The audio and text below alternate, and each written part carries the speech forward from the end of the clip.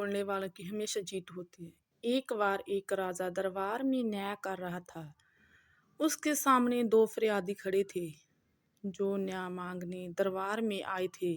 राजा ने उन्होंने अपना अपना पक्ष रखने के लिए कहा। दोनों ने बारी बारी से अपना पक्ष रखा। जब पहले व्यक्ति ने अपना पक्ष रखा था तब राजा अपने छोटे से बच्चे के साथ खेलने में व्यस्त थे। उनका ध्यान कम था और जब दूसरों ने अपना पक्ष रखा तो राजा ने उसकी पूरी बात ध्यान से सुनी, जिसके हिसाब से राजा ने अपना फैसला दूसरे फरियादी के हक में सुनाया, जिसे सुनकर सभी दरबारी शर्मिंदा रह गए क्योंकि सभी को पहला व्यक्ति निर्दोष लग रहा था। पर राजा के सामने सच बोलने की हिम्मत किसी भी ना थी। इस बात को 2 दिन बीत गए बिना किसी कारण के। पहले फरियादी को उसकी सजा काटनी पड़ रही थी। जब इस बात के बारे में उस व्यक्ति के घर में बेटे को पता चला तो उसने दरबार में आना तय किया। अगले दिन पहले व्यक्ति के बेटे ने दरबार में प्रवेश किया। उससे पूछा गया कि वो क्यों आया है। तब उसने राजा से कहा, हे राजन, मैं आपसे एक न्याय करना चाहता हूँ। राजा ने कहा, कैसा न्याय? तब उसने कहा, एक राज्य है जहाँ मेरे पिता अपने फरियाद लेकर गए थे और उन्होंने अपना पक्ष रखा, लेकिन राजा उनकी बात सुनते वक्त सो गया और जब उठा तो राजा ने दूसरे व्यक्ति की बात पूरी सुनी और उसी के हक में फैसला सुना दिया। हे राजन, अब बताए कि क्या है ये फैसला सही है?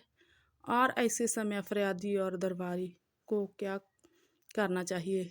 तब राजा ने उत्तर दिया, फैसला बिल्कुल सही नहीं है। और ऐसे वक्त में दरबारी और फरियादी दोनों को राजा को सही बात बोलना चाहिए, क्योंकि फरियादी का बिना बात के दंड सहना पाप है और दरबारी भी न्याय का हिस्सा है। राजा कोई भगवान नहीं है, उससे भी गलती हो सकती है। ऐसे में दरबारी को राजा को अपना दृष्टिकोण देने का पूरा हक है, क्योंकि किसी भी न्याय पर पूरे राजा की प्रतिष्ठा निर्भर करती है। यह सुनकर सभी दरबारी का सिर लज्जा से झुक गया।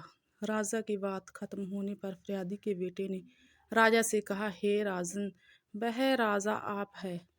आपने ही मेरे पिता को सजा दी है। जब वे अपना पक्ष आपके सामने रख रहे थे, आप अपने पुत्र के साथ खेलने में व्यस्त थे और इस कारण आपने पूरी बात नहीं सुनी और आपके सामने बोलने की हिम्मत किसी की न थी, जिसके परिणाम स्वरूप पहले 2 दिन से मेरे पिता सजा भोग रहे हैं। राजा ने यह बात सुनकर अपना न्याय बदला और दरबारियों को फटकारा। इसके साथ ही राजा ने सत्य बोलने वाले उस फरियादी के पुत्र का अभिवादन किया और उसे धन्यवाद दिया।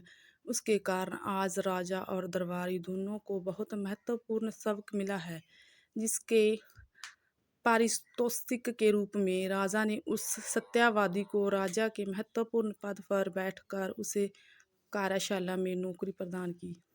इस कहानी से हमें यही शिक्षा मिलती है कि सच बोलने वालों की हमेशा जीत होती है। सच्चाई कैसी भी हो, उसका साथ देने से कभी नुकसान नहीं होता। अगर दरबारी की तरह फरियादी का पुत्र भी चुप रहता तो उसके पिता को सजा भोगनी पड़ती ही। साथ ही जो सबक राजा और दरबारी को मिला है वो भी नहीं मिलता। एक व्यक्ति के सच बोलने से कई व्यक्तियों का लाभ होता है। कहानी से यही सब लेना चाहिए कि हम सदैव सच बोले और साथ ही जिस तरह से राजा ने सत्य को स्वीकार कर अपनी भूल को ठीक किया, उसी तरह हम सभी को अपनी गलती स्वीकार